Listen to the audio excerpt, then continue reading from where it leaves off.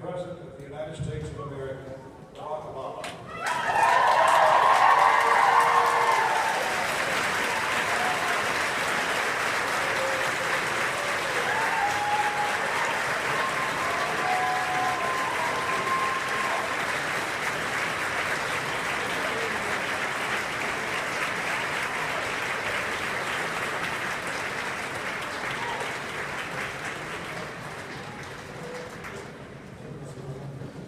Thank you very much. I'm going to kick things off today. I'm just saying I'm delighted and very honored to be here. Mr. President, thank you. I thank the White House as well for this invitation. I got to say I'm a little nervous. I got the President of the United States sitting next to me. I'm just a little nervous. But I'm very excited about this particular topic because I think it's such an important topic. And we're going to focus a lot today on the path forward, on solutions. We've heard a lot of numbers, we've heard a lot of stories today. The number that really stuck with me when I first started reporting on this was 28,000. There was a number of people who died in 2014 of accidental opioid overdoses. About half of those were involved with prescription overdoses. It's a pretty staggering number. There are so many different problems in the world that where solutions really aren't that obvious. And this is a complicated problem. No question about it. There are people with chronic pain who are caught in the middle. There are people with addiction who are caught in the middle. But I also think it's a very fixable problem. And that's why we've been reporting on this for so many years. It's again, I think, why the White House invited me to come moderate this panel. The White House chose the panelists. We came up with questions ourselves. There were no ground rules for this whatsoever, except in my own mind, again, I wanted to make this solutions oriented. So joining the President today is Dr. Lena Wen. She's a ER doc. She's also the Baltimore City Health Commissioner. Thank you very much for being with us today.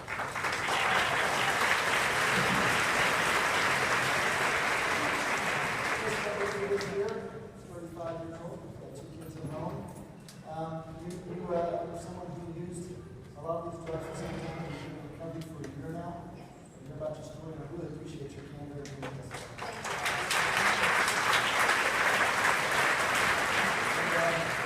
Justin Lee Riley, 28 years old. You called yourself old backstage, which kind of hurt my feelings.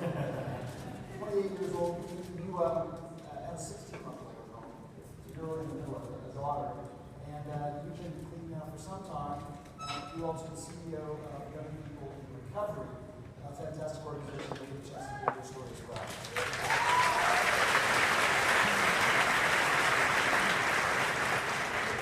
Mr. President, I want to start with you.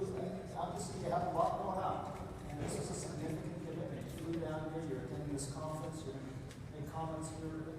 Why this particular topic? Because it's important, and it's costing lives, and it's devastating communities. And I want to begin by thanking Congressman Rogers for helping to put this together and the leadership that he has shown. We very much appreciate him and his staff.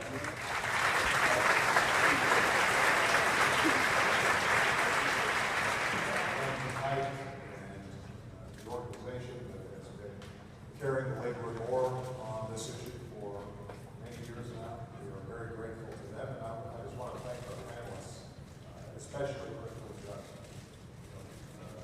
Obviously, we greatly appreciate the work that Dr. does, but part of what's so important is being able to tell in very personal terms what this means. And so I'm looking forward to hearing from them. This is something that has been a top priority for us for quite some time. My job is to promote the safety, the health, the prosperity of the American people. And that encompasses a whole range of things. It means that we're tracking down isolators, and it means that we're responding to natural disasters, and it means that we're trying to promote a strong economy.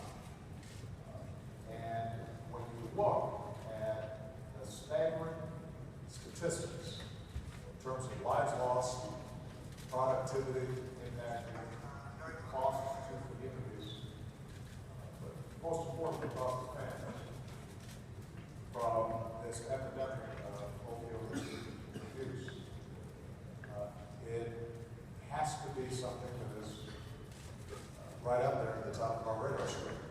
You mentioned the number 28,000.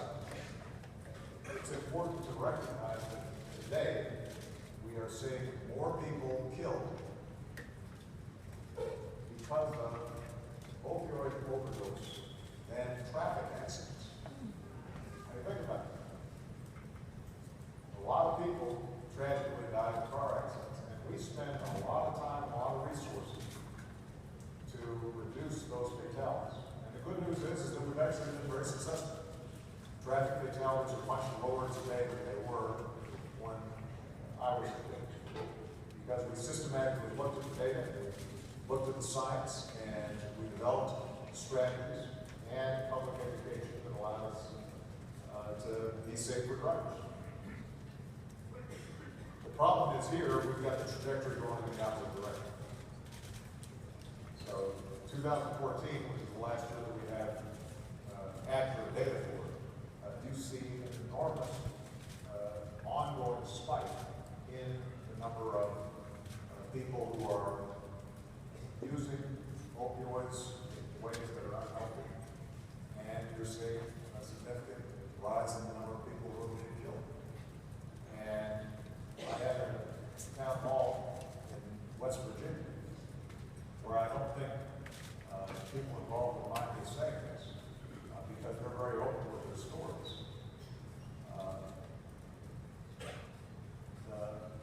The child of the mayor of Charleston, the child of the minority leader in the House of West Virginia, a former state senator, all of them had been impacted by opioid use. And it gave me a sense that this is not something that's just restricted to a small set of communities. This is affecting everyone, young, old, men, women, children, rural, urban, suburban. And the good news is that because it's having an impact on so many people, as Hal said, we're seeing a bipartisan interest in addressing this problem. Not just taking a one-size-fits-all approach, not just thinking in terms of criminalization and incarceration, which unfortunately too often has been the response that we had to a disease of addiction. But rather, we've got a all hands on deck approach increasingly that says we've got to stop those who are trafficking, preying on people. But we also have to make sure that our medical community, that our scientific community, that individuals, all of us are working together in order to address this problem. And I'm very optimistic that we can solve it. We're seeing action in Congress that has moved the ball forward.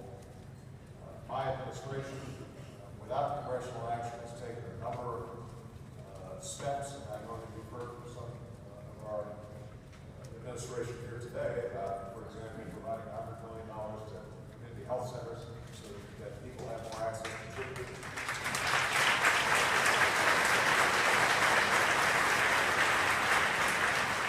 Concentrating on physician education in terms of how they prescribe painkillers to prevent abuse, making sure that the treatment,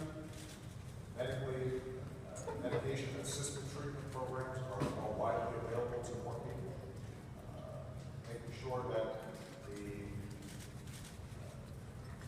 not antidote, but this means of preventing people once they have overdosed from actually dying is being carried by EMTs. So we're taking a number of steps, but frankly, we're still under-resourced. I think the public doesn't fully appreciate yet the scope of the problem. And my hope is that by being here today, hearing people who have gone through heroic struggles with this issue, hearing from the medical community about what they're seeing, that we've got the opportunity to really make a dent on this. And I just want to thank all the people who are involved here today, because I know that we've got people who are much more knowledgeable and are doing great work out in the field each and every day. My hope is that when I show up, usually the cameras do too, and it helps to provide us